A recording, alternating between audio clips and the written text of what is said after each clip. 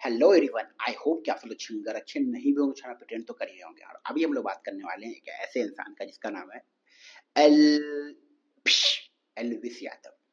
मतलब मैंने करके इसलिए बोला क्योंकि भाई साहब का सांपों के जहर बेचने में नाम आ ही रहा है, तो फिर मैंने इसलिए उनको उधर से भी जोड़ दिया। भाई साहब, ये इंसान को सिंपल भाषा में समझो तो फटा हुआ ढोल है। हमेशा जो है ना, एक तरफ से फटा हुआ समझो, एक तरफ से ठीक समझो, एक तरफ से बचता है, फिर दूसरी तरफ से लोग फाड़ देते हैं। लोग सोशल मीडिया पे इस इंसान की जितनी बेरुमती, जितनी बेइज्जती होती है, मैंने किसी भी इन्फ्लुएंसर की इतनी इंसल्ट होते हैं आज तक नहीं देखी। टिकटॉकर की भी थोड़ी इज्जत है, इस इंसान की थोड़ी भी इज्जत नहीं है। इज्जत इसलिए नहीं है क्योंकि फॉलोअर्स इसके पास बहुत है, फैन फॉलोइंग अच्छी है, लेकिन रिस्पेक्ट क्यों नहीं है इसकी मार्केट में आज। लोग इसको इतना गंदी नजर से, इल्विश यादव का फैन होना एज अ गाली है। मतलब किसी ने अगर आपने बोल दिया कि मैं इल्विश यादव का फैन हूँ, तो एज अ आपको गाली की तरह ट्रीट किया जाएगा। ये क्यों है, मैं आपको सीधा सिंपल, क्योंकि इल्विश यादव एक जाहिल इंसान है। सिंपल भाषा में समझो, जाहिल। कम पढ़े लिखे को जब आप कहते हैं ना फेम दे देते हो, बंदर के हाथ में तलवार दे दोगे तो गला ही काटेगा किसी ना किसी का। वही बात है कि जब जाहिल इंसान को आप फेम दोगे, नेम दोगे, तो वो सब फेम का गलत इस्तेमाल ही करेगा। उसका प्राइम एग्जाम्पल है एलविश यादव। अब मैं आपको इसकी पूरी जर्नी बताता हूँ कि ये बंदा कहाँ से आया, कैसे आया, और अब सोशल मीडिया पे क्या आग मूत रहा है। इन सब चीजों के ऊपर मैं बात करूंगा। सबसे पहले इसकी जर्नी जो शुरुआत होती है वो होती है मीम्स, कहते हैं ना उसको, वाइन्स। जो आजकल आप छोटे छोटे मीम्स देखते हो ना, उसमें अक्सर इनकी वीडियोस आते होंगे। वाइन्स टाइप की ये वीडियो बनाता था, जैसे कि भाई बहन की वीडियो, प्यार, भाई वर्सेस बहन, स्कूल डेज, सच्चा दोस्त, ऐसी वीडियोस, इस तरह की वीडियोस बनाया करता था। धीरे धीरे धीरे ऐसी 4 मिनट 5 मिनट की वीडियो से स्टार्ट करने वाला इल्विश यादव धीरे धीरे वो वहां पहुंच गया जहां ये बड़ी बड़ी वीडियोस बनाता था। 10 मिनट की, 15 मिनट की, 20 मिनट की, 30 मिनट, 40 मिनट, 50 50 मिनट तक की एक छोटी छोटी कहानियों के ऊपर, मतलब समझो ना कि एक एपिसोड का वेब सीरीज बना दिया, ऐसा समझो आप। इस लेवल तक का ये बंदा इन्फ्लुएंस करते हो गया। लेकिन तब तक सब सही था। तब तक सब सही था। एक अलग तरह का फैन, जो जो लोग को इस तरह की कॉमेडी पसंद आती है, जो उनको इस तरह की वीडियोस पसंद आते थे, वो एलविश यादव को फॉलो करता था। वैसे बहुत सारे कंटेंट क्रिएटर यूट्यूब पे, जैसे हर्ष बेनीवाल हो गए, अमित बढ़ाना हो गए, आशीष चंचलानी हो गए, ऐसे कई सारे क्रिएटर थे जो इसी पैटर्न पे वीडियोस बनाते थे और उनके अच्छे फैन फॉलोअर थे। वहां तक कुछ भी गलत नहीं था। और आज भी एलविश यादव भी मार्केट में है एक अच्छी इमेज के साथ।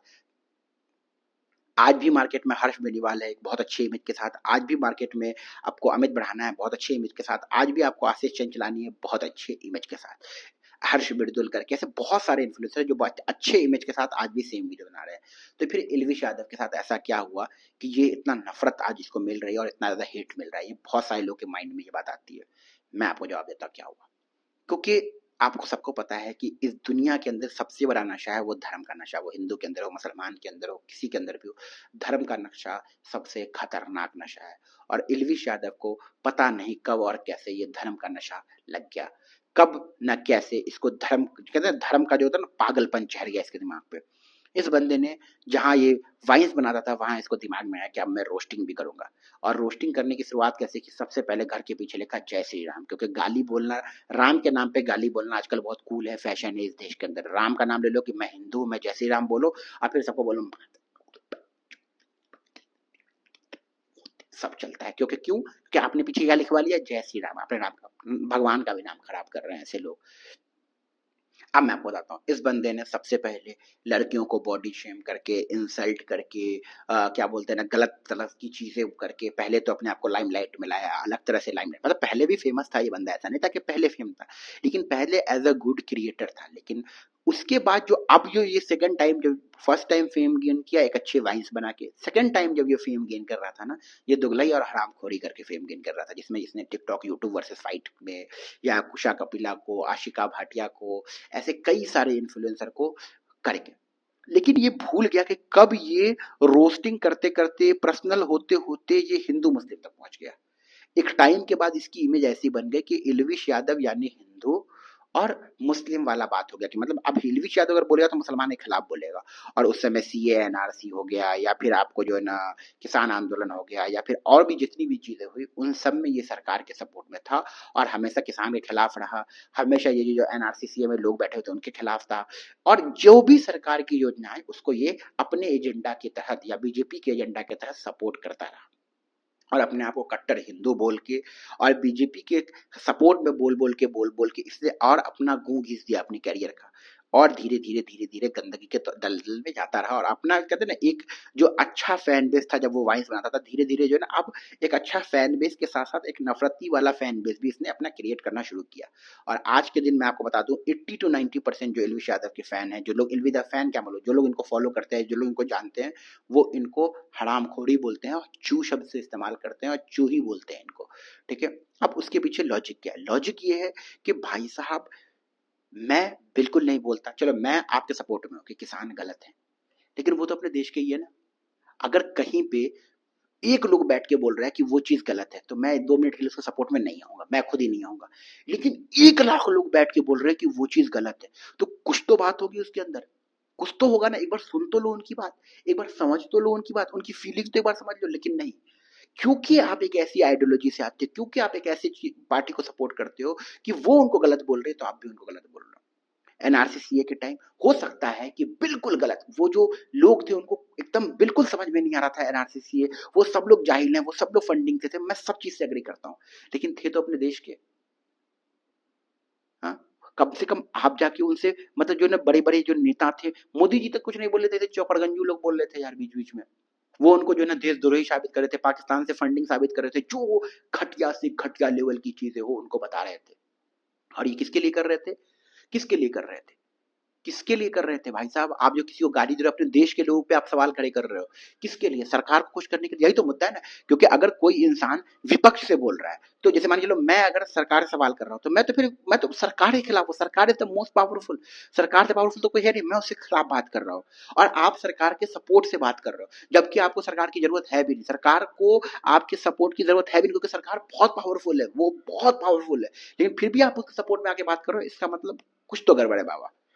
और विपक्ष में खड़ा होना इतना आसान नहीं होता, सवाल करना इतना आसान नहीं होता। चलो जो ही तो अलग मुद्दा है, भाई साहब ने ये सब चीज किया, हिंदू मुस्लिम किया, मतलब मुसलमान के जो लोग बैठे उनको गलत गलत जो शब्द बोलना था वो बोले, यहां तक भी ठीक था। फिर ये इन्होंने हिंदुत्व का एजेंडा बना के मुसलमान लोगों को टारगेट करना शुरू किया।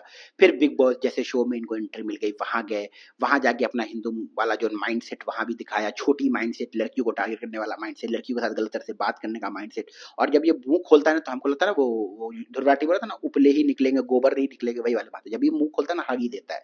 कुछ लोग पिछवाड़े से हकते ही मुंह से हकता है ये बंदा, सिंपल समझो आप।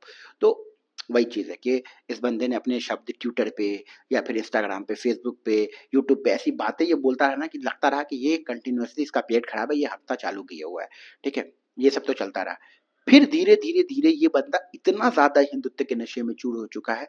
कुछ ऐसे यूट्यूबर है जिनका आँख खुल गया, लक्ष्य चौधरी जैसे लोग, जिनको मैं समझता था ये चूतिए कभी नहीं सुधरेंगे, ये लोग सुधर गए, समझो आप। लेकिन ये नहीं सुधरा अभी बंदा। सबसे मुझे इसका अजीब कब लगा था ना, मैं आप मानोगे नहीं, कि ये बंदा जो है ना एक गेम में गया जहाँ पे मनव्वर फारूकी भी था। और मनव्वर फारूकी एक टाइम पे हिंदू के खिलाफ कुछ ऐसे जोक्स कर चुके जो हिंदू नहीं ले पाए अपने ऊपर। कई सारे मुसलमान भी वैसे उनके जोक नहीं ले पाते, कई बार हिंदू भी नहीं ले पाते, तो कई सारे हिंदू नहीं ले पाए।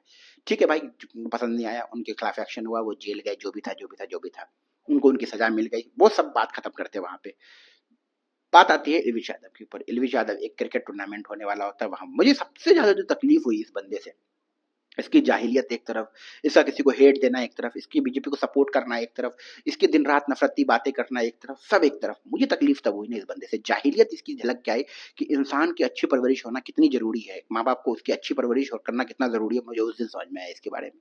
कि ये मनोवर फारूकी से वहां गले वाले मिला, हाथ वाथ मिला लिया, गले वाले मिल लिया, और फिर सोशल मीडिया पे लोगों ने इसके खिलाफ बोलना शुरू किया कि साले तू तो बोलता था मुसलमान ऐसे होते, साले तू तो बोलता था कि मैं उससे गले नहीं मिलूंगा, साले तू तो ऐसा बोलता। लोगों ने सवाल करने, तो ये बंदा लाइव आके माफी मांगने लगा उनसे कि अगर आप लोग को बुरा लगा है तो मैं माफी चाहता हूँ, किसी का हर्ट हो गया। अरे भाई साहब, तुम इस देश के अंदर इतने भी इंडिपेंडेंट नहीं हो, तुम इतनी भी ज्यादा ये नहीं कि तुम किसी मुसलमान से गले मिल सको, किसी मुसलमान से हाथ मिला सको। तुम ये क्या साबित करना चाहते हो?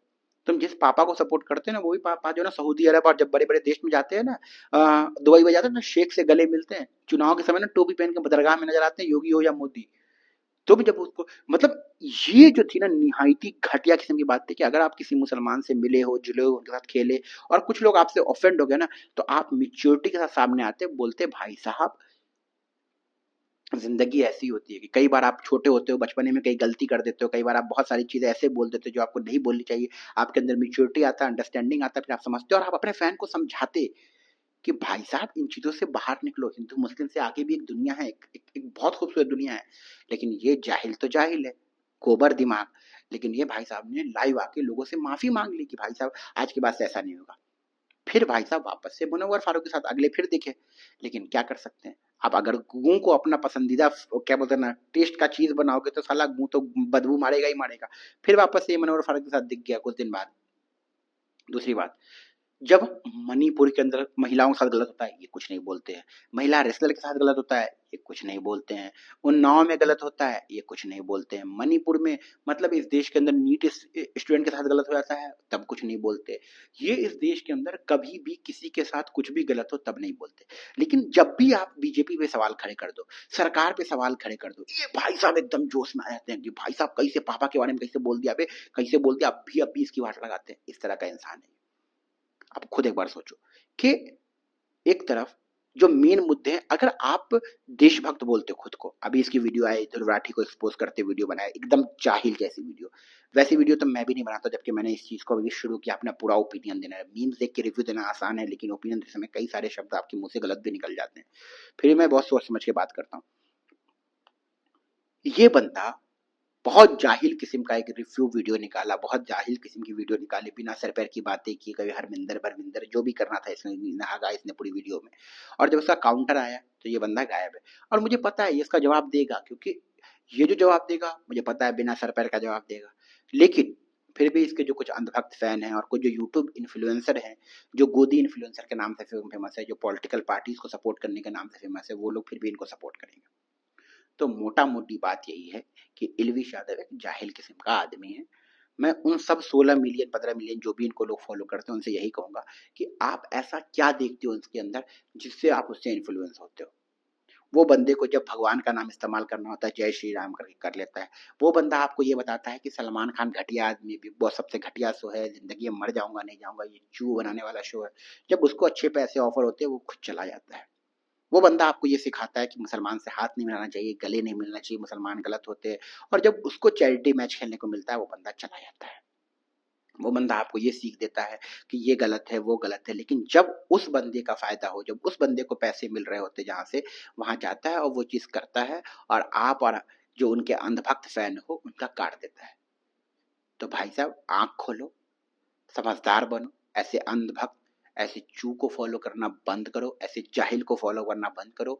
इंटरनेट के ऊपर एक से एक अच्छे इन्फ्लुएंसर हैं, एक से अच्छे जो है ना विजनरी लोग हैं सोशल मीडिया पे, जो आपका विजन क्लियर कर देंगे, आपको मोटिवेट करेंगे, आपको अच्छी चीजें सिखाएंगे, आपको अच्छा पढ़ाएंगे, अच्छा अच्छा घुमा हर मतलब तरह के लोग यूट्यूब पे हैं। आपको कितने बुरे दिन आ गए कि ऐसे छपड़ी ऐसे जो है जाहिल लोग को आपको फॉलो करना पड़ रहा है, मुझे ये बात समझ में नहीं आती।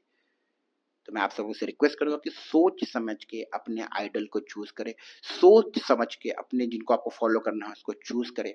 ठीक है, ऐसे लोग को बिल्कुल भी चूज ना करें जो अपने हिसाब से अपने रिलीजन का इस्तेमाल करता हो, अपने हिसाब से आपका इस्तेमाल करता हो। आपको बोलता होगा बेटिंग ऐप पे आ जाओ, आपको बोलता होगा टेलीग्राम चैनल पे आ जाओ, आपको बोलता होगा सट्टाबाजी करो, आपको बोलता होगा ड्रग्स करो, आपको बोलता होगा नशे करो, आपको बोलता होगा ये करो वो करो। और ऐसे थोड़े से स्वैग वाले गाने बना बना के आपको इन्फ्लुएंस करता होगा, और आप इन्फ्लुएंस हो जाते हो।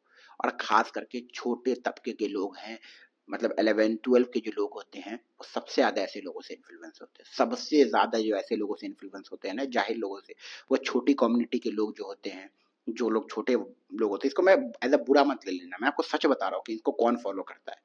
क्योंकि जैसे देखो आप मार्केट में जाते होगे ना, आप मार्केट में जाओ और आप अपने जैसे आप मैं जैसे एग्जाम्पल आप 10 अच्छे लोगों के पास जाओ और उनके सामने बात करो एलविश यादव ये गाना, ऐसे बात करो, उनको इतना पता नहीं होगा उसके बारे में। लेकिन जो है ना आप ऐसे जगह पे जाओ जहाँ पे छपरी लोग, टेढ़े मुकरे बाल वाले लोग, ऐसे लोग साइकिल की दुकान पे काम कर रहे हैं, गाड़ी में पॉलिश करने वाले लोग, ऐसे करने वाले लोग, पंक्चर बनाने वाले, ऐसे लोगों के पास जाओ, आप उनसे बात करो। एलविस यादव को जानते हो? वो प्रॉपर जानते होंगे एलविस यादव को, क्योंकि मैंने ये खुद एक्सपेरिमेंट किया है इस चीज़ों के ऊपर। कपड़ा गाड़ी पे कपड़ा मार रहा है और बता रहा है कि भाई एलविस भाई का नया गाना सुना क्या। हम बोले एलविस भाई को तो फॉलो क्यों करता है? एक रीजन थी कि मैं भी एलविस यादव सच्चा हिंदू है। हम बोले सच्चा हिंदू ऐसा क्या किया जो वो सच्चा हिंदू है? ऐसा उसने हिंदुत्व धर्म के लिए ऐसा क्या योगदान दिया जिससे तुझे लगता है वो सच्चा हिंदू है? तो तो योगदान का तो पता है, लेकिन इल्बिस भाई सच्चा हिंदू है, क्योंकि इल्बिस भाई के आगे कोई कुछ बोल सकता है क्या? तो ऐसे इन्फ्लुएंसर से दूर रहें, सोशल मीडिया पे अच्छे इन्फ्लुएंसर